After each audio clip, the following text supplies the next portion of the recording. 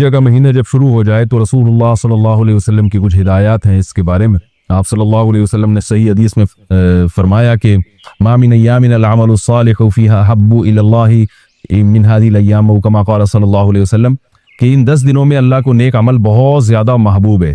تو یہ جو پہلی تاریخ سے لے کے 10 تاریخ تک کے ایام ہیں، ان میں کوئی بھی نیکی کی جائے، روزہ رکھا جائے، تہجد پڑھی جائے، صدقات و خیرات کیے جائیں، یا کوئی بھی نیکی کا بھلائی کا کام کیا جائے تو اس کا ثواب عام دنوں سے زیادہ ملتا ہے۔ دوسری بات یہ کہ یہ جو ایام ہیں ان کی قرآن مجید میں قسم بھی اٹھائی گئی ہے، والفجر ولیال عشر، قسم ہے فجر کی اور 10 راتوں کی۔ تو جمہور مفسرین اس طرف گئے ہیں کہ ان 10 راتوں سے مراد ذی الحجہ کی راتیں ہیں، تو ان کے دن کی بھی فضیلت ہے اور رات کی بھی فضیلت ہے۔ اور رسول اللہ صلی اللہ علیہ وسلم نے ان ایام کے بارے میں فرمایا کہ جس شخص کا ارادہ ہو، صحیح حدیث ہے، جس شخص کا ارادہ ہو قربانی کرنے کا تو اس کو چاہیے کہ ان دنوں میں اپنے ناخن اور بال نہ کاٹے۔ تو بہتر ہے، مستحب ہے، کوئی فرض واجب نہیں ہے، لیکن افضل یہ ہے کہ جس نے قربانی کرنی ہو تو وہ پہلی تاریخ سے لے کر جب تک قربانی نہ کر لے وہ اپنے بال اور ناخن نہ کاٹے، افضل ہے یہ۔ اور ایام تشریق بھی ہیں، ان میں 9 ذی الحجہ سے لے کر 13 ذی الحجہ تک ایام تشریق شروع ہوتے ہیں، جن میں تکبیرات تشریق ہے، جس میں زور زور سے اللہ اکبر لا الہ الا اللہ اکبر وللہ الحمد یہ پڑھا جاتا ہے۔ یہ بھی انہی ایام سے منسلک جو ایام ہیں ان کی فضیلت کی بات ہے۔ اور 9 ذی الحجہ کے روزے کی ایک الگ سے فضیلت ہے، عرفہ کا روزہ جسے کہا جاتا ہے۔ تو 9 تاریخ کا روزہ وہ آپ صلی اللہ علیہ وسلم نے اس کی بہت ترغیب دی ہے۔ تو یہ چند احکام تھے جو ان 10 دنوں سے متعلق تھے۔ اللہ تعالیٰ سے دعا ہے کہ ہمیں ان ایام کی جو فضیلت ہے، رسول اللہ صلی اللہ علیہ وسلم نے فرمایا 2 کلمات ایسے ہیں حبیبتان الی الرحمن، جو رحمان کو بہت زیادہ محبوب۔ آپ کو پتہ ہے فعیل بمعنی مفعول کثرت سے آتا ہے عربی میں، تو یہاں حبیب بمعنی کیا ہے؟ محبوب، اللہ کو بہت محبوب ہے۔ خفیفتان علی اللسان، زبان پر بہت ہلکے ہیں۔ ثقیلتان فی المیزان، ترازو میں قیامت کے دن بہت بھاری ہے۔ دیکھو کسی عمل کو کرنے کے لیے موٹیویشن چاہیے نا، ہمیں کوئی عمل ہم کرنا چاہتے ہیں تو ہمیں کہیں سے موٹیویشن ملتی ہے تو ہم اس عمل کو کر لیتے ہیں۔ تو موٹیویشن کے لیے 3 چیزیں ہوتی ہیں جس سے آپ کو اس عمل کے کرنے کی ترغیب ملتی ہے۔ ایک چیز یہ ہوتی ہے کہ کوئی شخص آپ کو آپ کے کہتا ہے کہ یہ عمل کر لو، اس سے تمہارا محبوب خوش ہو جائے گا، تو ایک دم ہمیں حوصلہ ملتا ہے کہ ہم یہ عمل آپ لوگ کر لیں، کوئی چاہے مشکل عمل ہی کیوں نہ ہو۔ لیکن بھائی جس سے ہمیں محبت ہے، یہ عمل کرنے سے ہمارا محبوب خوش ہو جائے گا، اس سے بڑا حوصلہ ملتا ہے۔ محبوب کو جو کام محبوب ہو اس کو کرنے کا دل چاہتا ہے یا نہیں چاہتا؟ چاہتا ہے۔ بعض دفعہ اس سے انسان کو موٹیویشن ملتی ہے، حوصلہ ملتا ہے، بھائی یہ تمہارے محبوب کو اس سے محبت تو نہیں ہے لیکن اس کے کرنے سے تمہیں فائدے بہت حاصل ہوں گے۔ آپ وہی کام کرتے ہیں جس پہ آپ کو پیسے بہت مل رہے ہوں، بڑی مشکل جابس آتی ہیں لیکن لوگ اس لیے کر لیتے ہیں کہ اس میں تنخواہ بہت زیادہ ہے، پیسے بہت زیادہ ملیں گے، مشکل جابس بھی کر لیتے ہیں لوگ، اس سے بھی انسان کو موٹیویشن ملتی ہے۔ اور رکاوٹ کیا چیز ہوتی ہے کہ وہ عمل مشکل بہت ہے، تو یہ رکاوٹ بھی اگر دور کر دی جائے تو پھر اس عمل سے کوئی چیز رکاوٹ بنتی ہے؟ یقیناً نہیں بنتی۔ تو نبی صلی اللہ علیہ وسلم نے فرمایا سبحان اللہ و بحمدہ سبحان اللہ العظیم، یہ 2 عمل ایسے ہیں کہ ہمارا محبوب اللہ ہے۔ تو یہ 2 کلمات اللہ کو بہت محبوب ہیں، تو مسلمان کے لیے اس کلمے کو زبان سے بار بار دہرانے کے لیے اتنی ترغیب کافی ہے کہ ہمارے محبوب اللہ ہے، اس اللہ کو یہ کلمات بہت زیادہ محبوب ہیں، یہ کافی ہے۔ بہت سے علماء اکابر ایسے گزرے ہیں جنہوں نے کسی عمل کو صرف اس لیے کیا کہ نبی صلی اللہ علیہ وسلم کو یہ پسند تھا، حالانکہ اس میں کوئی الگ سے ثواب نہیں تھا۔ حضرت انس بن مالک رضی اللہ تعالی عنہ، صحیح حدیث، کدو بنا ہوا تھا، کدو کا سالن، انس بن مالک برتن بار بار گھما گھما کے نا اس میں کدو تلاش کر رہے تھے سالن میں۔ ایسا ہوتا ہے نا آج کل سالن میں جیسے بوٹیاں تلاش کی جاتی ہیں، تو حضرت انس بن مالک کیا تلاش کر رہے تھے؟ کدو۔ پھر فرمایا کہ مجھے اس سے اس لیے محبت ہے کہ رسول اللہ صلی اللہ علیہ وسلم کو کدو سے، لوکی سے محبت تھی، تو صرف اس لیے وہ لوکی تلاش کر رہے ہیں سالن میں کہ میرے نبی کو، میرے محبوب کو اس سے محبت۔ تو انسان کو جس سے محبت ہوتی ہے عام طور پر اس کی محبوب چیزوں سے بھی محبت ہو جاتی ہے۔ تو امام بخاری رحمہ اللہ تعالی یہ کلمہ لے کر آئے، حبیبتانی الی الرحمن، بھئی یہ سبحان اللہ و بحمدہ دو کلمات ایسے ہیں جو اللہ کو بہت زیادہ محبوب ہیں۔ تو بس اتنا ہی کافی ہے مسلمان کے لیے کہ ان کلمات کا کثرت سے اپنی زبان سے ورد کیا ہے۔ میں طلبہ سے ہٹ کر تھوڑا سا عوام سے بھی تھوڑا سا خطاب کر رہا ہوں نا۔ آپ کو پتہ ہے آج لوگ جن چڑیل بھوت بھگانے کے لیے پتہ نہیں کتنے کتنے لاکھ دفعہ وظیفے پڑھ رہے ہوتے ہیں۔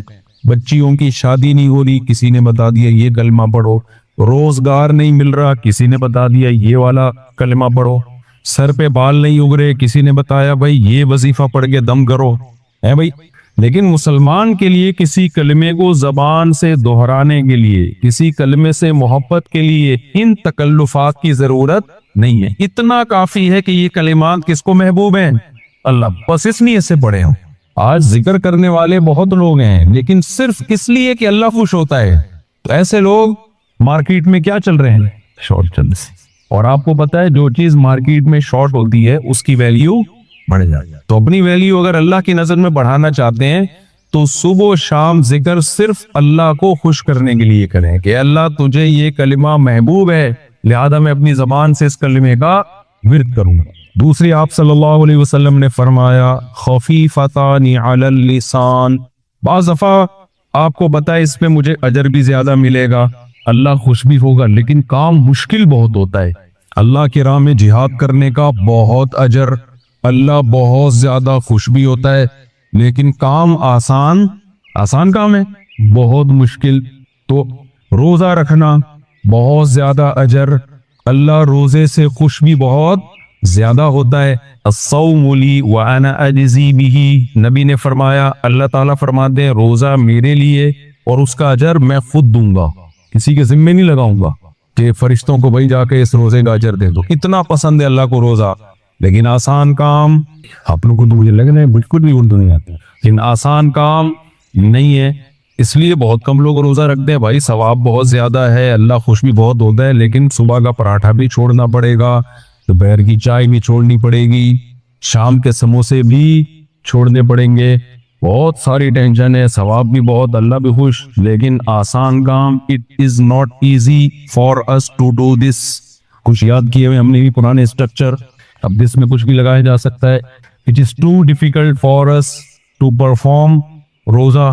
تو اس لیے نبی صلی اللہ علیہ وسلم نے فرمایا بھائی اجر بھی بہت زیادہ، اچھا نماز اللہ کو سب سے زیادہ محبوب، لیکن اللہ نے خود فرما دیا وَإِنَّهَا لَكَبِيرَةٌ إِلَّا عَلَى الْخَاشِعِينَ، یہ بہت مشکل ہے سوائے ان لوگوں پر جو اللہ کا خوف ہے دل کے دلوں میں، لیکن نارملی نماز پابندی سے پڑھنا آسان کام نہیں ہے۔ تو اس لیے نبی صلی اللہ علیہ وسلم نے ترغیب کے لیے فرمایا خفیفتان علی اللسان، کیونکہ یہ کلمات زبان سے ادا کیے جاتے ہیں اور زبان پر بہت ہلکے ہیں، اس لیے بہت زیادہ اللہ کو محبت اور ان کی ادائیگی زبان کے لیے بہت آسان۔ فرمایا ثقیلتان فی المیزان، ہو سکتا ہے کسی کے دل میں یہ خیال آئے کہ جب زبان پر اتنے ہلکے ہیں، اتنی آسانی کے ساتھ ہم زبان سے یہ دو کلمے ادا کر سکتے ہیں، تو ہو سکتا ہے اتنا ہی ہلکا ویٹ ہو ان کا ترازو میں، قیامت کے دن وزن لا کے رکھا جائے تو کوئی اس کی ویلیو ہی نہ ہو، ویٹ ہی نہ ہو۔ تو آپ نے فرمایا ثقیلتان فی المیزان، جب ترازو قیامت کے دن اعمال کا لگے گا تو ان میں یہ کلمات بہت زیادہ وزنی ہوں گے، بہت نیچے جھکا دیں گے۔ تو یہ دو کلمات کیا ہیں؟ سبحان اللہ و بحمدہ سبحان اللہ العظیم۔ آپ اگر قرآن و سنت میں غور کریں گے، قرآن میں یا احادیث میں، تو سبحان اللہ اور الحمدللہ ان کلمات کی فضیلت سب سے زیادہ ملے۔ اس کی وجہ کیا ہے؟ دیکھیں جب ہم کسی کی تعریف کرتے ہیں تو تعریف کرنے کے دو طریقے ہوتے ہیں، ایک اس پر جو غلط الزامات لگے ہیں ان الزامات کو اس سے بری کر دینا، یہ بھی کسی کی تعریف کا طریقہ ہوتا ہے۔ کسی نے کسی پہ الزام لگا دیا یہ کرپٹ ہے، یہ ایسا ہے، یہ ویسا ہے، آپ اس کی تعریف کرتے ہیں بھائی یہ کرپٹ نہیں ہے، یہ چور نہیں ہے، یہ یہ بد کردار نہیں ہے. یہ بھی تعریف کا ایک طریقہ ہوتا ہے. اور ایک طریقہ ہوتا ہے کہ اس کی طرف اچھی صفات کی نسبت کی جائے. یہ با کردار ہے، یہ سچا ہے، یہ طاقتور ہے. تو الحمدللہ کا مطلب کیا ہے؟ اللہ کی طرف تمام اچھی صفات کی نسبت کی جائے. اور سبحان اللہ یہ تنزیہ ہے، تمام بری صفات سے اللہ کو پاک قرار دیا جائے. اس لیے ان دو کلمات کی شریعت میں سب سے زیادہ فضیلت ہے، کیونکہ اس میں آپ نے اللہ کی ایک جامع تعریف کر دی. اللہ کی طرف جو عیب منسوب ہیں، عیسائیوں نے کہا عیسیٰ ابن مریم اللہ کے بیٹے ہیں. جب آپ نے سبحان اللہ کہا، اس کا مطلب اللہ اولاد کے عیب سے پاک. مشرکین نے کہا فرشتے اللہ کی بیٹیاں ہیں. جب آپ نے سبحان اللہ کہا تو اللہ کی طرف اس عیب کو آپ نے اولاد کے عیب سے اللہ پاک ہے. کسی نے کہا مریم اللہ کی زوجہ ہیں، تو سبحان اللہ میں آپ نے اللہ کو اس عیب سے پاک قرار دیا. اللہ تجھ میں یہ عیب نہیں. انسانوں میں تو یہ کمال ہے کسی کی بیوی ہونا، بیٹا ہونا، تبھی میں صاحب کمال ہوں آپ کی راہ. اس لحاظ سے ایسا کمال ہے کہ کمال ہو گیا عمل. اور تو میرے پاس، میں تو قیامت کے دن ایک ہی عمل پیش کروں گا. ایک ہی عمل ہے میرے پاس ہے. اللہ 18 بچے ہیں اور 4 گھر ہیں. اب خواتین آئی ہوئی ہیں تو میں زیادہ پریشان کرنا چاہتا، حدیث کو میں مکمل کروں جلدی سے. تو لیکن اللہ کے لیے بیوی کا ہونا اور اولاد کا ہونا عیب. آیت الکرسی پوری اسی تنزیہ ہے. لا تأخذہ سینۃ ولا نوم. یہودی یہ کہا کرتے تھے اللہ نے 6 دنوں میں آسمان کو بنایا پھر تھک گیا، ایک دن اللہ نے آرام کیا. اللہ نے فرمایا لا تأخذہ سینۃ ولا نوم. اللہ کو نہ نیند آتی ہے نہ اونگ آتی ہے. ولا یؤودہ حفظہما. آسمانوں اور زمینوں کی حفاظت اللہ کو تھکاتی نہیں ہے، وہ تھکتا نہیں ہے. وَلَمْ يَعْيَ بِخَلْقِهِنَّ. اللہ نے آسمانوں اور زمینوں کو بنایا اور ان کو بنا کے اللہ تھکا نہیں. اس لیے اللہ نے جو ایک دن رکھا وہ اس لیے نہیں کہ اللہ تھک گئے تھے. ہم تو 6 دن کام کرتے ہیں نا، پھر ایک دن آرام. ویسے ہمارے پاکستان میں تو 6 دن بھی کام نہیں ہوتا، لیکن ایک دن آرام ہوتا ہے. جو حکومتی لوگ ہیں نا وہ 6 دن بھی آرام کرتے ہیں اور پھر ایک دن اس آرام کی وجہ سے تھکاوٹ ہوتی ہے، اس میں وہ کیا کرتے ہیں؟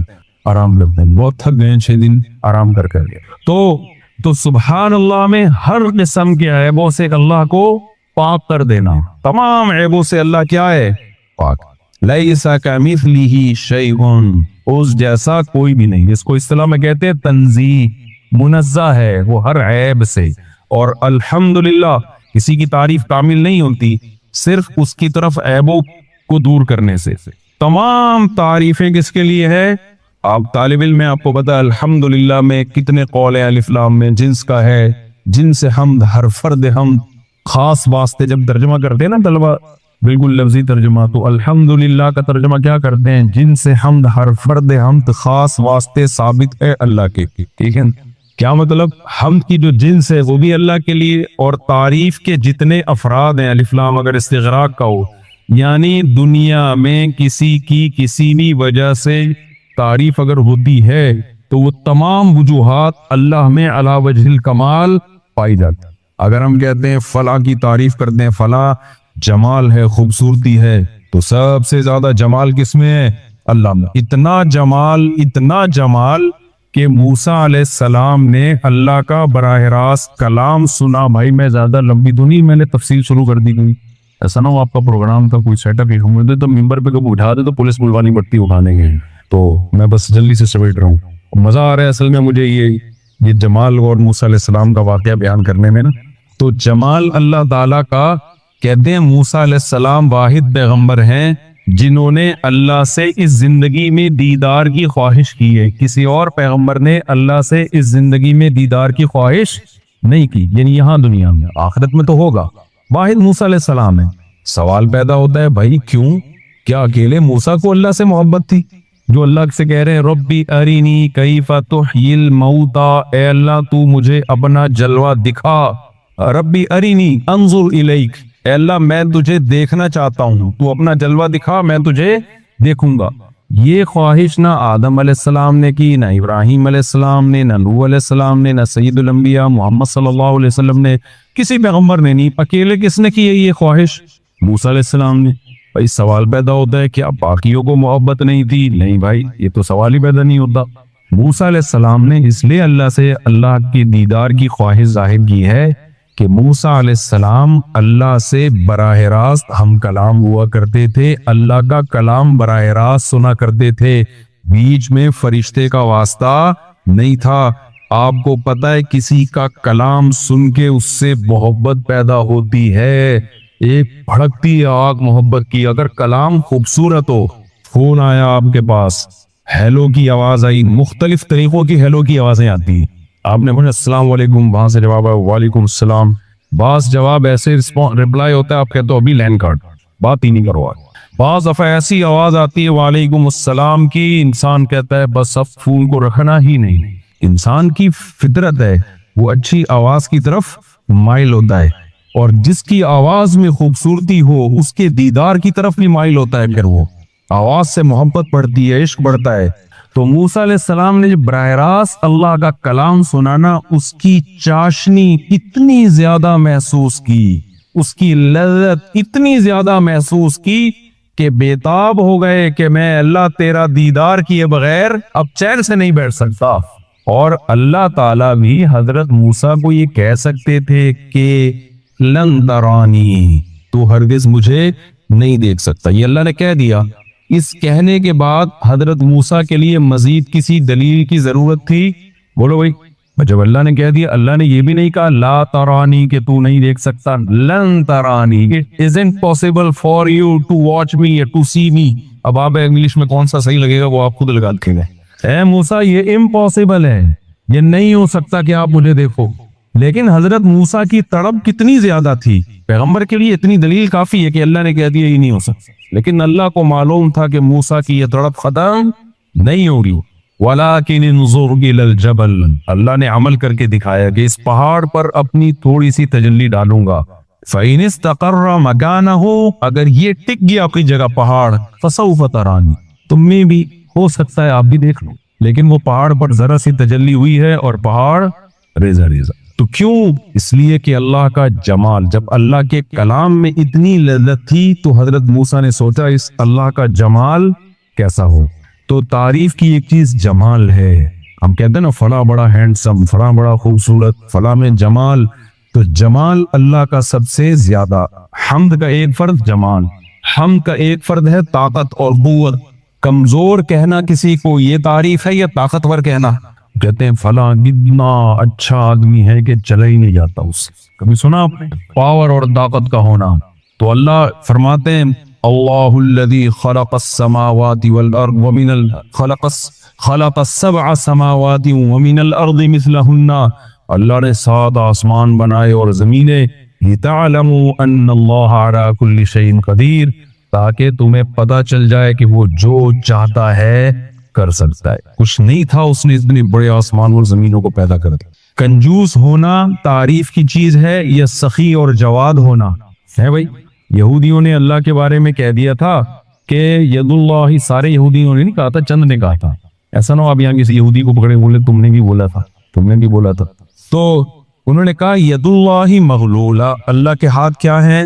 بند ہیں، تھوڑا تھوڑا کر کے دیتا ہے۔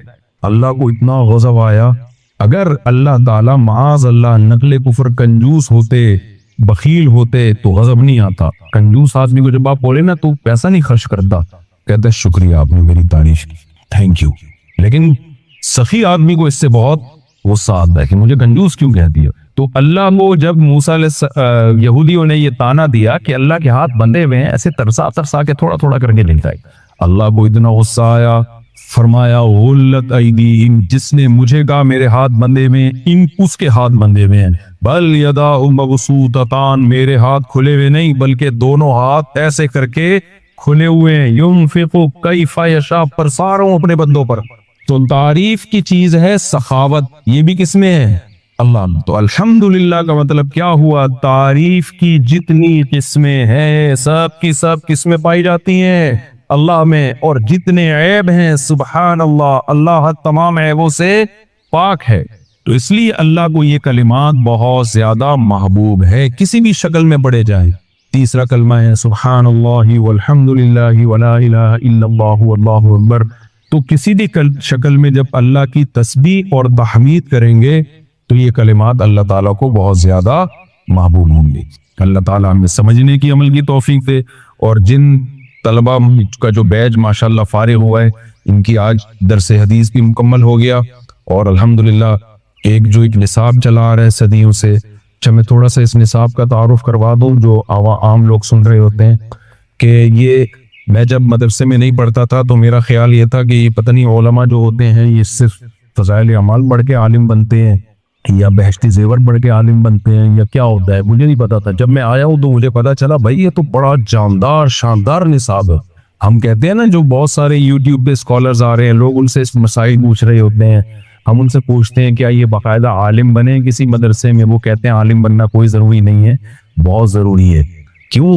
علماء کو جو پڑھایا جاتا ہے، تھوڑا سا میں تعارف کروا دوں کہ علماء جو بننے کے لیے نصاب ہے نا، چند چیزیں ایسی ہیں جو بہت ضروری۔ سب سے پہلے آپ کو بتائیں کہ ہمارا پورا اسلام وہ عربی میں ہے، وہ انگلش یا اردو میں نہیں۔ قرآن، حدیث، پھر آگے جو صحابہ کے اقوال ملتے ہیں اس کی تشریح میں، ائمہ کے اقوال، وہ سب عربی زبان میں۔ تو اس لیے ہمارے دینی مدرسوں میں سب سے پہلے عربی سکھائی جاتی ہے، عربی گرامر میں عبور حاصل کیا جاتا ہے۔ اس عربی کے سیکھے بغیر آپ مذہبی اسکالر نہیں بنتے۔ آج بڑے بڑے مشہور یوٹیوبر جو جن کے بہت فین فالوئنگ ہے، بڑے اسکالر مشہور ہیں، عالم نہیں ہیں، اور ان کو عربی زبان بھی نہیں آتی۔ تو جب آپ کو عربی نہیں آتی، آپ نبی کی بات کو نبی کی زبان میں نہیں سمجھ سکتے، تو اس میں ترجمے میں غلطیاں کر کے کوئی آپ کو گمراہ کر سکتا ہے۔ وہ گمراہ ہوتے ہیں، ضلوا واضلوا، بخاری کی حدیث ہے نا، اللہ علماء کو اٹھا لے گا تو لوگ ایسے لوگوں کو رہبر بنائیں گے جن کے پاس علم نہیں ہوگا، وہ خود بھی گمراہ ہوں گے نبی کی حدیث کے مطابق اور لوگوں کو بھی گمراہ کریں گے۔ دوسری چیز جو ہمارے دینی مدارس میں سکھائی جاتی ہے، یہ درس نظامی ہے، یہ کیا ہے یہ میں بتا رہا ہوں آپ۔ دوسرا جو اس کا حصہ ہے وہ ہے عربی ادب، یعنی عربی زبان کے دو پارٹ ہوتے ہیں، ایک عربی گرامر ہے، ایک عربی ادب ہے۔ تو عربی ادب میں مہارت حاصل کرائی جاتی ہے تاکہ قرآن کو پراپر وے میں، جب تک عربی ادب نہیں آئے گا تو آپ کیسے سمجھیں گے؟ اس میں اس دور کی شاعری بھی پڑھائی جاتی ہے اور جو عربی ادب کی قدیم کتابیں۔ تیسری چیز جو ہمارے دینی مدارس میں پڑھائی جاتی ہے قرآن کے بعد ہے حدیث، نبی صلی اللہ علیہ وسلم کی احادیث، اس میں صحاح سدہ ہے، فضائل کی کتابیں بھی ہیں، مسائل کی کتابیں بھی ہیں۔ فضائل کی کتابوں میں ریاض الصالحین بچوں کو شروع میں پڑھا دی جاتی ہے، مستند کتاب ہے وہ، اور پھر مسائل کی کتابوں میں صحیح بخاری، صحیح مسلم اور سنن ترمذی، سنن ابی داؤد، جو حدیث کی مشہور شہ کتابیں، سنن ابن ماجہ، اور اس کے علاوہ بھی کتابیں پڑھائی جاتی ہیں۔ شرح معانی الاثار ہے امام طحاوی کی، اور معارف السنن ہے، مشکات ہے، یہ بھی کتابیں، بہت ساری حدیث کی کتابیں پڑھائی جاتی ہیں۔ پھر ان کی پوری تشریح ہوتی ہے۔ لوگ یہ سمجھتے ہیں بس یہ حدیث ایسی کر کے پڑھ رہے ہوتے ہیں، ان احادیثوں سے فقہا نے کیا کیا استدلال کیے ہیں، کون سی حدیث کس مسئلے کی دلیل ہے، اس کے مخالفت میں کیا دلیل ہے، بہت لمبا چوڑا چیپٹر ہے۔ تیسری چیز جو ہمارے مدارس میں پڑھائی جاتی ہے، اس کے بعد جو ہے نا احادیث کے بعد دوسری ہے تیسری، پہلی تو میں نے بتایا عربی گرامر پڑھائی جاتی ہے، پھر احادیث، پھر قرآن کی تفسیر پڑھائی جاتی ہے عربی میں۔ آپ لوگ جو عوام لوگ جو قرآن پڑھتے ہیں وہ تو اردو ترجمے پڑھتے ہیں، ہمارے طلبہ جو پڑھتے ہیں وہ کیسے پڑھتے ہیں؟ وہ عربی میں ہی سمجھتے ہیں، اس سے ان میں کانفیڈنس پیدا ہوتا ہے۔ میں نے جب تفسیر پڑھنا شروع کی تو عامہ پارہ، اس میں ہمارے استاذ اس کو گرامر کے لحاظ سے حل کرتے تھے، یہ ترجمہ کیسے ہو رہا ہے، تو ہم نے بہت پریکٹس کی ہے اس میں، وہی وہ لیکچر میرے اپلوڈ بھی ہوئے میرے یوٹیوب پہ۔ تو ایسا نہیں ہوتا کہ اب آپ ان نئے نئے اسکالرز جو آ رہے ہیں ان سے آپ ایک تھوڑی سی گرامر کے لحاظ سے، ہمارے ایک دفعہ استاذ نے پوچھا ولو مدبرین کا کیا مطلب ہے؟ میں نے کہا کہ ولو مدبرین کا مطلب، یہ جو قرآن کہتا ہے نا ان کو جب آیتیں سنائی جاتی ہیں ولو مدبرین، بھائی اس کا مطلب ہے بھاگ جاتے ہیں۔ استاذ نے مجھ سے پوچھا کہ ولو کا معنی ہی پیٹ پھیرنا ہے اور مدبر کا معنی بھی پیٹ پھیرنا، تو یہ تو قرآن میں کیا ہے، عیب ہو گیا نا کہ ولو یہ پیٹ پھیرتے ہیں، مدبرین پیٹ پھیرتے ہیں، تو کیا ہے بھائی؟ یہ جب تک آپ پراپر وے میں نہیں پڑھیں گے، اس کو کہتے ہیں حال مؤکد، اسے کیا کہتے ہیں؟ ادبار جو ہے نا مدبری حال ہے، ولو کی حالت کنڈیشن بیان کر رہے ہیں صرف تاکید کے لیے۔ اور ایک اور مثال میں آپ کو دیتا ہوں، سبحان الذی اسرا بعبدہ لیلا، اسرا کا معنی ہوتا ہے رات کو چلانا ہے بھائی، اللہ کہتے ہیں پاک ہے وہ ذات جو اپنے بندے محمد صلی اللہ علیہ وسلم کو رات کو اس نے چلایا مسجد حرام سے مسجد اقصی جب معراج ہوئی۔ تو سوال پیدا ہوتا ہے اسرا یسری، اسران کا معنی تو رات کو چلانا ہے، تو لیلن کا مطلب تو پھر کیا ہوا بھائی؟ لیلن آگے کیوں آ رہا ہے کہ رات کو چلایا؟ تو آپ ان لوگوں سے پوچھیں، ان کو کچھ بھی نہیں پتا کیسے ترجمہ کریں گے؟ اس کو کہتے ہیں صنعت تجرید، کہ لیلن میں اسرا میں جو رات کا معنی تھا، اسرا سے اس رات کے معنی کو خالی کر دیا اللہ نے۔ اللہ تعالیٰ نے اسرا میں جو رات کا معنی تھا نا، وہ رات نکال دی، خالی چلانے کے معنی میں رکھا، لیلن کو الگ سے لے آئے اللہ تعالیٰ۔ سوال پیدا ہوتا ہے اللہ نے یہ کیوں کیا؟ یہ تو بلیغ کلام ہے نا۔ جب اسرا سے ہی یہ سمجھ میں آ رہا تھا کہ اللہ رات کو چلا کے لے کے گئے ہیں، تو لیلن کو الگ سے بیان کرنا ایک زائد کام ہو گیا کہ نہیں ہو گیا؟ ایک اضافی کام ہو گیا۔ ایک طرف ہم کہتے ہیں قرآن بلاغت کی کتاب ہے، کوئی لفظ اس میں زیادہ نہیں ہے، دوسری طرف ہم کہہ رہے ہیں بھائی اسرا کا مطلب جب رات کو چلانا تھا تو اللہ نے اسرا میں رات کا لفظ نکال کے الگ سے کیوں استعمال کیا؟ یہ بھائی اس کی وجہ یہ ہے کہ لیلن میں تنوین تقلیل کے لیے ہے۔ اگر یہ لیلن الگ سے نہ لایا جاتا تو یہ نہیں پتا چلتا رات کے تھوڑے حصے میں اللہ نے یہ کام کیا ہے، ہم سمجھتے پوری رات یہ ہوتا رہے۔ بہت مشکل ہے بات سمجھانا۔ اسرا بعبدہ لیلن، اللہ نے لیلن کو تنوین لا کے الگ سے ذکر کر دیا کہ رات کے تھوڑے سے حصے میں اللہ اپنے بندے کو مسجد حرام سے مسجد اقصی کی طرف لے گئے۔ یہ بلاغت ہے اس میں کہ ساری چیزیں ہمارے طلبہ پراپر وے میں قرآن پڑھتے ہیں، اور آج جو اسکالرز آ رہے ہیں ان کو ان میں سے کسی ایک نقطے کا بھی علم نہیں ہوتا، بس ادھر سے ترجمہ گوگل ترجمے کاپی پیسٹ چل رہا ہوتا ہے اور پبلک ان سے گھمراہ ہوتی ہے ریفرنسز کو دیکھ کے۔ حدیث نمبر نہیں صحیح بتا دیا، وہ بھی دیکھ کے بتا دیا۔ اب نمبر تو ہر آدمی پڑھ سکتا ہے نا، اس لیے دین ہمیشہ کس سے سیکھا جائے گا؟ علماء سے سیکھا جائے گا۔ العلماء ورثۃ الانبیاء۔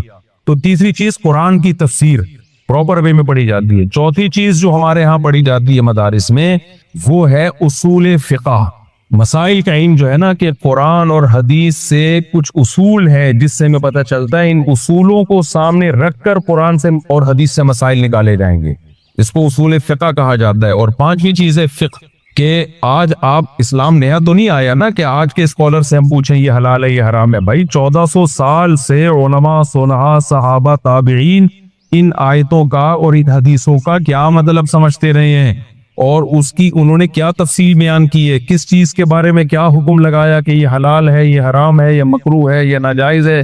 یہ پورے پراپر وے میں جب آپ یہ تمام چیزیں پڑھتے ہیں، اور یہ ساری صدیوں سے متواتر چلی آ رہی ہیں، یہ مرتب بعد میں ہوئی ہیں لیکن یہ طریقہ صحابہ تابعین سے چلا آ رہا ہے، اس کے بعد انسان اس قابل ہوتا ہے کہ اس کو عالم کہا جائے، اس سے پہلے اس کو عالم نہیں کہا جا سکتا۔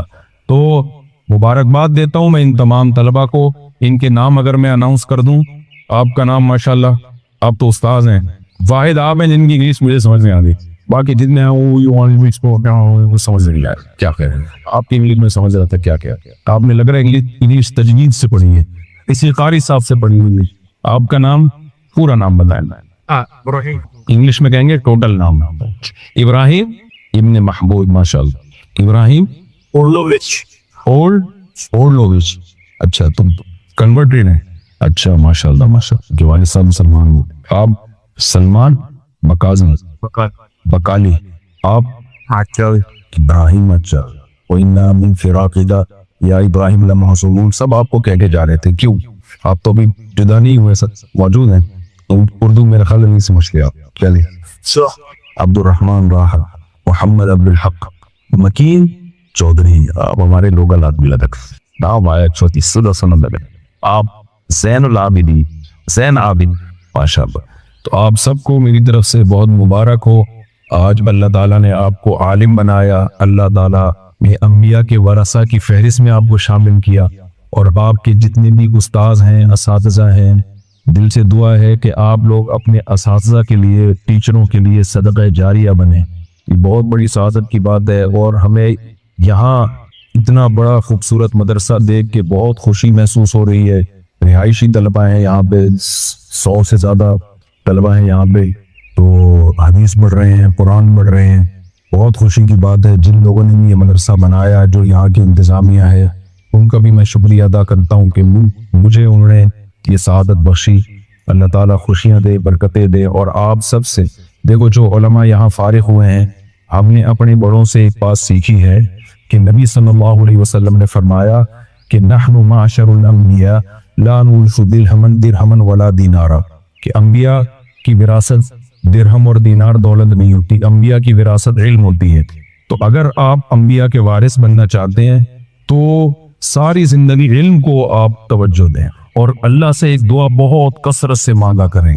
میں جب بھی دعا مانگتا ہوں تو مجھے نہیں یاد کہ میں نے کبھی اس دعا کا نعرہ کیا ہو، کیونکہ ہمارے بڑوں کی بہت نصیحت کی کہ اے اللہ اخلاص کے ساتھ، عافیت کے ساتھ، قوت اور ہمت کے ساتھ ہم سے دین کی بہت زیادہ خدمت کرے۔ اخلاص بھی ہو، عافیت بھی ہو، فتنوں میں نہ پڑیں، اور قوت بھی ہو اور ہمت بھی ہو، تو دین کی بہت زیادہ اے اللہ ہم سے خدمت لے، کیونکہ عالم سے اگر اللہ دین کی خدمت نہ لے، بہتر ہے کہ وہ تاجر بن جاتا، پھر وہ دولت کما لیتا، یہ پھر ضائع جائے گا علم۔ تو اللہ سے خوب یہ دعا مانگنی چاہیے کہ اے اللہ اخلاص، عافیت، قوت اور ہمت کے ساتھ ہم سے دین کی بہت زیادہ خدمت لے۔ تو میں نے دیکھا ہے جو طلباء، جو علماء اس دعا کا معمول بناتے ہیں، اللہ ان سے دین کی واقعی بہت زیادہ خدمت لیتا ہے۔ اور عالم کے لیے سب سے بڑی خوش قسمتی یہ ہے کہ اس سے دین کا کام لے لے اللہ تعالیٰ، بے شک اس کی 4 شادیاں نہ ہو، 4 تو بہت لوگوں نے کی ہیں، اصل کام کیا ہے؟ دین کی اللہ بہت زیادہ خدمت لے لے، یہ نہیں ہے تو پھر فائدہ نہیں ہے۔ ہمارے کتنے علماء بیچارے مدارس سے فارغ ہوئے، دین کی خدمت نہیں ان سے اللہ لے رہا، بڑے قابل سے۔ حالانکہ اس دعا کا بہت زیادہ آپ سب جو خاص طور پہ فارغ ہوئے ہیں زندگی بھر اس کا جب حرم جائیں، بیت اللہ میں جائیں، حج یا عمرے پہ، وہاں دعائیں بہت سے زیادہ قبول ہوتی ہیں۔ تو کبھی موقع ملے غلاف کعبہ پکڑ کے دعا مانگنے کا تو سب سے زیادہ اپنے لیے یہ دعا مانگو، کیونکہ اگر اللہ نے آپ سے خدمت لی تو آپ کامیاب ہیں، خدمت نہیں لی تو کیا ہے بھائی، پھر تو فائدہ نہیں ہوا۔ اللہ عملی توفیق عطا فرمائے۔ اسلام کے علاوہ جتنے بھی راستے ہیں نا، ان کو اندھیروں سے تعبیر کرتا ہے، اندھیرے سے بھی کیا اور اندھیروں سے بھی۔ اندھیرا کا مطلب ہے جنس کے لحاظ سے تو سب اندھیرے ہیں، اور اندھیروں کا مطلب بہت ساری قسمیں ہیں گمراہیوں کی، لیکن وہ ساری قسمیں مختلف قسم کے اندھیرے ہیں۔ تو اسلام کے علاوہ جتنے بھی راستے ہیں نا، اللہ کی نظر میں سب اندھیرے ہی اندھیرے ہیں، جن میں انسان کو منزل کا پتہ نہیں ہوتا، اگلے قدم کا پتہ نہیں ہوتا تھا۔ تو اس قرآن کی اللہ نے صفت بیان کی ہے کہ یہ قرآن آپ کو اندھیروں سے روشنی کی طرف لے کر آئے گا، حلال و حرام کا علم دے گا، آپ کو صحیح اور غلط کا پتہ چلے گا اس سے، ایسے اور نیچر کا پتہ چلے گا اس سے۔ بیدن ربہم، اپنے رب کے حکم سے آپ ان کو اندھیروں سے نکالیں روشنی کی طرف، اور وہ روشنی کیا ہے؟ الی صراط العزیز، اس ذات کا راستہ ہے جو زبردست، غالب، الحمید اور قابل تعریف ہے۔ یعنی بتا دیا کہ جس روشنی کی طرف ہم تمہیں لا رہے ہیں اس کا ایک فائدہ تو یہ کہ وہ روشن راستہ ہے، یعنی دلائل کی دنیا میں روشن ہے، تم پورے کانفیڈنس کے ساتھ اس پر چلو گے، تمہیں اپنے غلط ہونے کا احساس نہیں ہوگا۔ جبکہ اندھیروں میں انسان چلتا ہے تو وہ کانفیڈنٹ نہیں ہوتا، اس کو پتہ نہیں ہوتا کہ میں صحیح چل رہا ہوں کہ غلط چل رہا ہوں۔ تو پہلا راستہ، تو پہلی فضیلت تو اس کی یہ ہے۔ دوسری یہ کہ وہ راستہ ہے بھی اس بادشاہ کا راستہ جو پاورفل بھی ہے، عزیز کا معنی ہر چیز پر غالب بھی ہے اور قابل تعریف بھی ہے، ساری اچھی صفات اس میں، ہر عیب سے وہ پاک ہے۔ تو اب آپ سوچیں کہ ایسی ذات کا راستہ، یعنی اس کا بتایا ہوا راستہ کتنا زبردست راستہ ہوگا، جب آپ اس پہ چلیں گے تو وہ عزیز اور غالب بادشاہ آپ کو کتنا نوازے گا اس راستے پہ۔ تو یہ دوسرا فائدہ ہے اس راستے پہ چلنے کا۔ اس کے علاوہ جو راستے ہیں وہ جن لوگوں نے متعین کیے ہیں وہ غیر مسلم ہیں، وہ فطرت کے خلاف آپ کو چلائیں گے، نہ وہ عزیز ہیں نہ وہ حمید ہے۔ اللہ الذی، وہ عزیز اور حمید ذات کون ہے؟ وہ اللہ ہے۔ الذی لہ ما فی السماوات و ما فی الارض، وہ اللہ وہ ذات ہے جس کے لیے آسمانوں میں جو کچھ ہے اور زمین میں جو کچھ ہے وہ سب اسی کا ہے، یعنی کامل بادشاہ ہے۔ وَوَيْلٌ لِّلْكَافِرِينَ مِنْ عَذَابٍ شَدِيدٍ، اور جو کافر لوگ ہیں جو اس اللہ کے راستے کو راستہ نہیں مانتے، ان کے لیے بہت سخت عذاب ہے، تباہی ہے، بربادی ہے۔ کس چیز سے؟ سخت عذاب سے۔ ان کافروں کا جرم کیا ہے جی؟ اللہ فرماتے ہیں الذین یستحبون الحیات الدنیا علی الآخرہ، یہ وہ لوگ ہیں جو دنیاوی زندگی کو آخرت پر ترجیح دیتے ہیں۔ آپ کو جتنے بھی دنیا میں غیر مسلم نظر آئیں گے، تمام غیر مسلموں میں، چاہے ان کا کسی بھی مذہب سے تعلق ہو، یہ جرم سب میں کامن نظر آئے گا کہ ایک دنیا تو فنا ہونے والی ہے، جس کے ہم دیکھ رہے ہیں کہ 60-70 سال سے زیادہ زندگی نہیں ہوتی، اور جب انسان سوچنا شروع کرتا ہے تو آدھی زندگی تو ویسے ہی گزر چکی ہوتی ہے۔ تو اس زندگی کو مسافر خانہ نہیں سمجھتے، اس کو سب کچھ بنا کے رکھ لیا ہے، اسی ترقی کو ترقی سمجھ بیٹھے ہیں۔ کتنا بڑا جرم ہے۔ فرمایا الذین یستحبون الحیات الدنیا علی الآخرہ، ان کا جرم یہ تھا کہ یہ دنیاوی زندگی کو آخرت پر ترجیح دیتے ہیں۔ وَيَصُدُّونَ عَن سَبِيلِ اللَّهِ، اور پھر اللہ کے راستے سے لوگوں کو روکتے بھی ہیں۔ جو دنیا کو مسافر خانہ سمجھتا ہے، آخرت کو اصل سمجھتا ہے، تو یہ اس کو غلط سمجھتے ہیں، اس کو اس راستے سے روکتے ہیں۔ کیسے روکتے ہیں؟ وَيَبْغُونَهَا عِوَجًا، اللہ کا جو صحیح راستہ ہے، جو روشن راستہ ہے، اس میں عیب تلاش کرتے ہیں۔ خود گمراہیوں میں ڈوبے ہوئے ہیں، پتہ ہی نہیں صحیح اور غلط کی ڈیفینیشن ہی نہیں پتہ ہے، ایکسپلین ہی نہیں کر سکتے صحیح کیا ہے غلط کیا ہے۔ آج تک آپ جتنے بھی لبرل لوگ ہیں نا، ان سے پوچھیں کہ صحیح کی ڈیفینیشن کیا ہے، غلط کی ڈیفینیشن کیا ہے، قیامت آ جائے گی یہ ڈیفائن نہیں کر سکتے۔ جب صحیح اور غلط کو ایکسپلین ہی نہیں کر سکتے تو پھر چلیں گے کیسے اس پر؟ تبھی تو آپ دیکھیں نا کیسے الٹے الٹے قوانین بن رہے ہیں ان ملکوں میں۔ تو اللہ فرماتے ہیں جبکہ جو سیدھا راستہ ہے اس میں عیب تلاش کرتے ہیں۔ جیسے نبی صلی اللہ علیہ وسلم پر کے بارے میں آج غیر مسلم اعتراض کرتے ہیں کہ کم عمر سے نکاح کیوں کیا، اور جو جہاد کے بارے میں، اور حالانکہ وہ اعتراض بنتے نہیں ہیں لیکن تلاش کر کے نا اپنا اتنا بڑا عیب کہ صحیح اور غلط کا راستہ، شراب کو حلال کر دیا، زنا کو حلال کر دیا، والدین کو اولڈ ہاؤس میں جمع کرانے کو حلال کر دیا، خود اتنی بڑی بڑی مسٹیک کر کے بیٹھے ہوئے ہیں، لیکن اسلام کا جو سچا راستہ ہے اس میں عیب تلاش کرتے ہیں۔ اولئک فی ضلال بعید، اللہ فرماتے ہیں یہ لوگ بہت دور کی گمراہی میں پڑے ہوئے ہیں، یعنی حق سے بہت دور ہیں یہ لوگ۔ وما ارسلنا من رسول الا بلسان قومه ليبين لهم، رہا مسئلہ یہ کہ محمد صلی اللہ علیہ وسلم فرشتہ بن کے نازل کیوں نہیں ہوئے، بشر بن کے کیوں نازل ہوئے؟ ہم کیسے ایک پیغمبر پر ایمان لے آئیں جو عربی بول رہا ہے؟ آج بھی بہت سے غیر مسلم یہ اعتراض کرتے ہیں کہ قرآن عربی میں کیوں آیا؟ بھئی یہ کیا بات ہے؟ تو سوال یہ ہے کہ بھئی کسی بھی زبان میں آتا تو پھر آپ یہ اعتراض کرتے کہ اس زبان میں کیوں آیا؟ تو کوئی نہ کوئی زبان تو اللہ نے دینی تھی نا۔ تو اللہ اولین مخاطب پیغمبر کی جو قوم ہوتی ہے اس قوم کی زبان دے کے بھیجتے ہیں، تاکہ جو پہلی دفعہ جن سے خطاب ہو رہا ہے وہ تو سمجھے نا بات کو پورے طریقے سے، پھر ان کے ذریعے سے پوری دنیا سمجھے گی۔ اس لیے اللہ نے فرمایا وما ارسلنا من رسول، ہم نے کوئی پیغمبر نہیں بھیجا الا بلسان قومه، مگر اس قوم کی زبان دے کر، لیبین لہم، تاکہ وہ اپنی بات کو صحیح طرح سے ایکسپلین کر دیں۔ فَيُضِلُّ اللَّهُ مَن يَشَاءُ، اللہ کی طرف سے یہ حجت تمام ہو جاتی ہے۔ قوم یہ نہیں کہہ سکتی کہ ہمیں پیغمبر کی زبان ہی سمجھ میں نہیں آ رہی، پھر اس کے بعد اللہ جس کو چاہتے ہیں گمراہ کر دیتے ہیں، اور جس کو چاہتے ہیں یہدی من یشاء، ہدایت دے دیتے ہیں۔ تو جس کے دل میں انابت ہوتی ہے اس کو ہدایت دے دیتے ہیں، جس کے دل میں گمراہی ہوتی ہے اس کو گمراہ کر دیتے ہیں۔ وَهُوَ الْعَزِيزُ، وہ زبردست غالب ہے، جو چاہتا ہے کرتا ہے، الحکیم، اور حکمت والا ہے، یعنی اپنے اختیارات کا ایسا استعمال نہیں کرتا جو حکمت سے خالی ہوں، کہ خام خواہ میں جس کو ہدایت دینی تھی اس کو گمراہی دے دی، جس کو گمراہ کرنا تھا اس کو ہدایت دے دی، ایسا نہیں کرتا وہ، بلکہ حکمت سے چلتا ہے۔ آگے اللہ تعالیٰ فرماتے ہیں وَلَقَدْ أَرْسَلْنَا مُوسَى بِآيَاتِنَا، ہم نے موسیٰ کو بھی اپنی نشانیاں دے کر بھیجا، جیسے ہم نے یہ قرآن نازل کیا، اور اللہ نے قرآن کی صفت بیان کی، لِتُخْرِجَ النَّاسَ مِنَ الظُّلُمَاتِ إِلَى النُّورِ، تاکہ اے نبی آپ لوگوں کو گمراہیوں سے روشنی کی طرف لائیں۔ تو ہم نے موسیٰ کو بھی یہی کام دے کے بھیجا تھا، تمام پیغمبر یہی کام لے کر آئے ہیں۔ ہم نے موسیٰ کو بھی اپنی نشانیاں دے کے بھیجا، اور ان سے کیا کہا کہ آپ اپنی قوم کو اندھیروں سے روشنی کی طرف نکالیں، وَذَكِّرْهُمْ بِأَيَّامِ اللَّهِ، اب اندھیروں سے روشنی کی طرف لانے کے لیے ان کو اللہ کے ایام کی خبر دیں آپ، یعنی پچھلی امتوں کے ساتھ کیا واقعات ہوئے وہ واقعات بھی ان کو سنائے، تاکہ یہ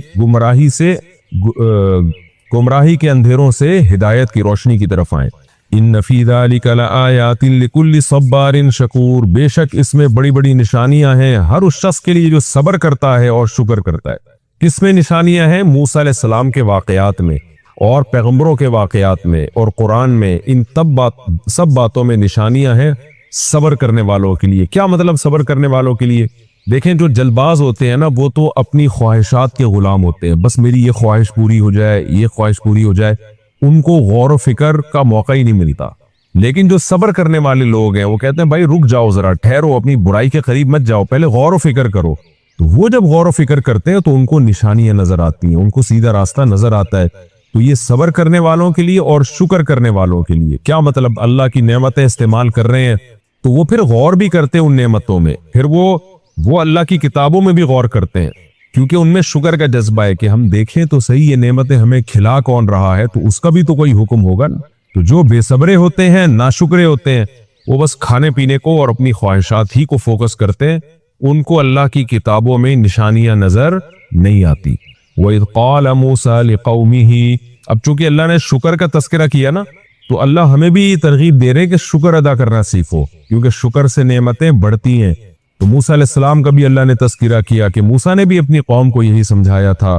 وَإِذْ قَالَ مُوسَىٰ لِقَوْمِهِ اس وقت کو یاد کرو جب موسیٰ نے اپنی قوم سے کہا اذکروا نعمت اللہ علیکم, اللہ کی اس نعمت کو یاد کرو جو اللہ نے تم پر کی ہے. وہ نعمت کیا تھی؟ اذ انجاکم من آل فرعون, جب تمہیں آل فرعون سے اللہ نے نجات دی. یسومونکم سوء العذاب, وہ تمہیں سخت عذاب چکھایا کرتا تھا. وَيُذَبِّحُونَ أَبْنَاءَكُمْ, تمہارے بیٹوں کو ذبح کر دیا کرتا تھا. وَيَسْتَحْيُونَ نِسَاءَكُمْ, تمہاری عورتوں کو زندہ رکھتا تھا. یا تو دونوں کو قتل کر دیتا نا, عورت کو زندہ رکھنا تاکہ اس سے پھر کسی قوم کی عورتوں کو کوئی ظالم لوگ غلام بنائیں, لونڈیاں بنائیں اور ان کو اپنے خواہشات میں استعمال کریں, تو اس قوم کے لیے یہ بڑی ذلت ہوتی ہے. تو اس قوم کی خواہش ہوتی ہے اگر ہمیں قتل کیا جا رہا ہے تو پھر ہماری عورتوں کو لونڈیاں نہ بنایا جائے. تو لیکن یہ بڑی ذلت کی بات ہوتی ہے کہ مردوں کو قتل کر دے اور ان کی عورتوں پہ قبضہ کر لیں. تو اللہ فرماتے ہیں یہ بڑی ذلت تھی. وَفِي ذَلِكُمْ بَلَاءٌ مِّن رَبِّكُمْ عَظِيمٌ, تمہارے رب کی طرف سے یہ بہت بڑی آزمائش تھی تمہارے اوپر. تو ہر آزمائش کی نسبت چونکہ اللہ کی طرف کی جاتی ہے, اگرچہ کام یہ فرعون کر رہا تھا لیکن اللہ نے بھی تو ہونے دیا نا. یہ اللہ چاہتے فرعون کا زبردستی روک دیتے اسی وقت, اس لیے نسبت اللہ کی طرف کہ کام تو فرعون نے کیا مگر یہ آزمائش اللہ کی طرف سے بنی اسرائیل کے لیے آزمائش بن گئی.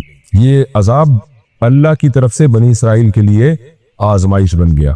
تو موسیٰ علیہ السلام نے کیا فرمایا کہ اللہ نے تمہیں اس آزمائش سے بچایا تو تم اس کا شکر ادا کرو. تو شکر ادا کریں گے تو پھر اللہ کی نعمتوں میں غور کا موقع ملے گا اور اللہ کی کتابوں میں غور کا موقع ملے گا. مختصر رکوع تھا یہ, ہمارا رکوع کمپلیٹ ہو گیا اور اس میں چند علمی نکات بھی میں آپ کے سامنے پیش کر دیتا ہوں. پہلی بات تو یہ کہ اللہ نے سورت کو شروع کیا کہ ظلمات سے نور کی طرف قرآن آپ کو نکالے گا. حقیقت یہی ہے کہ آپ اگر قرآن چھوڑ دیتے ہیں, خدا کی قسم آپ کے پاس سیدھا راستہ متعین کرنے کے لیے کوئی لا نہیں ہے, کوئی قانون نہیں ہے, کوئی قوم نہیں ہے جس کے پاس سیدھا راستہ ہو جو آپ کو بتائے صحیح کیا ہے غلط کیا ہے. تو انسان بھٹکتا رہے گا. یہ کتنی بڑی حقیقت قرآن نے بیان کی. اور دوسری بات یہ, اس میں اللہ نے دنیا کی محبت کی برائی کو بیان کیا ہے. یستحبون الحیات الدنیا علی الآخرہ, اللہ کی نظر میں یہ بہت بڑا عیب ہے کہ آپ ہمیشہ رہنے والی زندگی پر اس تھوڑی سی زندگی کو ترجیح دیتے ہیں. آج ہمارے جو نام نہاد لبرل لوگ ہیں نا, ان کی نظر میں جنت جہنم کی کوئی ویلیو نہیں ہے. وہ اسی ترقی کو حرف آخر سمجھتے ہیں, دنیا کی ترقی کو. تبھی ان کی نظر میں غریب ہونا ایک بہت بڑی گالی ہے, ایک بہت بڑا عیب ہے. تو جبکہ اسلام میں غریب ہونا کوئی عیب نہیں ہے. ہاں اپنی سستی اور حماقتوں کی وجہ سے کوئی ہو تو ایک الگ بات ہے, ورنہ اللہ کی طرف سے غربت بھی کوئی عیب نہیں ہے, بیماریاں بھی کوئی عیب نہیں ہے. تو یہ ہمیں اپنے کانسیپٹ کو درست کرنا پڑے گا, کیونکہ دنیا میں غلبہ انہی لوگوں کا ہے جو اسلام کو نہیں مانتے. تو انہی کے نظریات سے ہمارا نوجوان طبقہ خاص طور پہ متاثر ہو رہا ہے. تو ہم دنیا کے مقابلے میں ترجیح آخرت کو دیں گے. یہ دنیا مسافر خانہ ہے, اس کو مسافر خانہ ہی سمجھیں گے. اور ایک علمی نقطے کی بات کیا پتہ چلی کہ جو غیر مسلم لوگ ہیں یا اسلام دشمن لوگ ہیں, وہ اسلام میں کجی تلاش کرتے رہیں گے. اپنے بڑے بڑے عیبوں کو چھوڑ کر اسلام کی چھوٹی چھوٹی چیزیں ان کو بہت بڑی بڑی نظر آئیں گی. وَيَبْغُونَهَا عِوَجًا میں اللہ نے یہ بیان کیا. اور ایک اہم بات اللہ نے یہ بیان کی کہ ہم نے جس پیغمبر کو بھیجا اس قوم کی زبان دے کے بھیجا. تو علماء پیغمبروں کے وارث ہوتے ہیں. تو جس قوم میں عالم محنت کر رہے ہیں ان کو اس قوم کی زبان میں مہارت حاصل کرنی چاہیے. ہمارے یہاں کیا ہو رہا ہوتا ہے کہ بعض دفعہ عوام کی زبان ہی واعظ کو پتہ نہیں ہوتی. اتنی گاڑی زبان استعمال ہو رہی ہوتی ہے اردو یا عربی کی کہ وہ پبلک کی سمجھ سے بالاتر ہے. تو اس لیے واعظین کی ذمہ داری ہے کہ جب وہ جس قسم کے طبقے سے بات کر رہے ہیں تو اس طبقے کی زبان اور اس کے لب و لہجے میں بات کریں. ہوتا یہ ہے نا کہ علماء چونکہ کتابیں بڑی اعلیٰ پڑھتے ہیں, عربی سیکھتے ہیں, تو ان کی اصطلاحات اور ٹرمز پھر وہی استعمال کرنا شروع کر دیتے ہیں جو عوام سے کی فہم سے بالاتر ہوتی ہے. آپ نے اکثر ڈاکٹروں کے انٹرویو دیکھے ہوں گے یوٹیوب پر. ڈاکٹر سے کوئی میڈیکل سائنس کی بات اگر آپ پوچھ لینا تو ڈاکٹر جس طرح سے ایکسپلین کرتے ہیں وہ ڈاکٹر ہی کو سمجھ میں آ رہا ہوتا ہے, پبلک کو سمجھ میں نہیں آ رہا. تو یہ کیا کہہ رہے ہیں, وہ فوراً اپنی میڈیکل سائنس کی ٹرم یوز کرنا شروع کر دیتے ہیں. تو میں کبھی کسی ڈاکٹر سے انٹرویو لیتا ہوں تو ان کو بتاتا ہوں کہ آپ نے اپنی میڈیکل سائنس کی جو ٹرمز ہیں ان کو ایک طرف رکھیں, آپ نے دیسی اسٹائل میں بالکل دیسی زبان میں عوام کے لیول پہ آ کے سمجھانا ہے. یہی علماء کی بھی ذمہ داری ہے. اس آیت سے پتہ چلتا ہے کہ عوامی زبان سیکھیں. اسی آیت سے بڑے بڑے علماء نے اس دور میں استدلال کیا ہے کہ اب عالم کے لیے ایسی زبان سیکھنا جو دنیا میں سب سے زیادہ بولی جا رہی ہے, وہ بھی اسی آیت سے اس کی بھی فضیلت ثابت ہوتی ہے. اگر آپ بڑی سطح پہ کام کرنا چاہتے ہیں تو آپ کو بڑی زبان سیکھنی پڑے گی. مثال کے طور پر آپ بین الاقوامی سطح پہ بڑا کام کرنا چاہتے ہیں تو آپ کو انگلش میں مہارت پیدا کرنی پڑے گی. آپ بر صغیر میں بڑا کام کرنا چاہتے ہیں تو آپ کو اردو میں مہارت پیدا کرنی پڑے گی. آپ عرب کنٹریز میں کام کرنا چاہتے ہیں تو عربی میں مہارت پیدا کرنی پڑے گی. ہمارے یہاں طلبہ جو گاؤں دیہاتوں سے آتے ہیں، اردو پشتو بولنے والے، سندھی بولنے والے، پنجابی بولنے والے، میں ان سے کہتا ہوں کہ آپ کو اگر اس خطے میں کام کرنا ہے تو اردو میں آپ کو مہارت پیدا کرنی ہے. کیونکہ ظاہر ہے سندھی ایک محدود علاقے میں بولی جا رہی ہے، پشتو بھی کافی بڑی زبان ہے لیکن ایک محدود علاقے میں بولی جا رہی ہے، اور پنجابی ایک محدود علاقے میں، بلوچی. اردو ایک ایسی زبان ہے جو بنگلہ دیش میں بھی بہت بڑے خطے میں سمجھی جا رہی ہے، برما میں بھی بہت بڑے علاقے میں سمجھی جا رہی ہے، ہندوستان میں 99% سمجھی جا رہی ہے، اور پاکستان میں 100% سمجھی جا رہی ہے الا ماشاءاللہ. تو ہمیشہ ایک عالم کو، وائس کو بڑی سے بڑی زبان کی طرف آنا چاہیے تاکہ اس کا پیغام زیادہ سے زیادہ لوگوں تک پہنچ سکے. یہ بھی ہمیں اس آیت سے پتہ چلتا ہے. اور اس آیت میں ان فی ذلک لآیات لکل صبار شکور، صبر اور شکر کی بھی فضیلت کے دو ہی چیزیں ہیں. مصیبتوں پہ صبر کرنا ہے، نعمتوں پہ شکر کرنا ہے. دو ہی حالتیں ہوتی ہیں نا انسان کی، یا تو مصیبت میں ہوگا یا خوشیوں میں ہوگا. تو جو مصیبت میں صبر اور خوشیوں میں شکر کرتے ہیں وہی اللہ کی بنائی ہوئی چیزوں سے معرفت حاصل کرتے ہیں، اور جن میں یہ دو چیزیں نہیں ہیں وہ خواہشات کے غلام بنتے ہیں اور مصیبتوں میں جو ہے نا خودکشیوں کے پلان بناتے ہیں اور اللہ کی نافرمانی میں اور زیادہ جری ہونا شروع ہو جاتے ہیں. اسی صبر اور شکر کے لیے اللہ تعالیٰ نے بنی اسرائیل کا واقعہ بیان کیا کہ اللہ نے بنی اسرائیل پر مصیبتیں بھی ڈالی جس پہ انہوں نے صبر کیا، اور پھر موسیٰ علیہ السلام کے ذریعے فرعون سے نجات بھی دی جس پر اللہ نے ان سے شکر کا مطالبہ بھی کیا. تو یہ رکوع ہمارا کمپلیٹ ہو گیا. اب ہم اگلے رکوع کی طرف چلتے ہیں.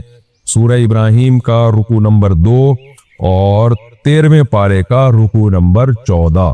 اس کا لفظی ترجمہ ہوگا، پھر انشاءاللہ اس کی تفسیر ہوگی، مختصر گرامر کے ساتھ ترجمہ ہوگا. بسم اللہ الرحمن الرحیم. وَإِذْ تَأَذَّنَ رَبُّكُمْ، یہ بھی پچھلے رکوع سے ہی اس کا لنک ہے. موسیٰ علیہ السلام نے اپنی قوم سے کہا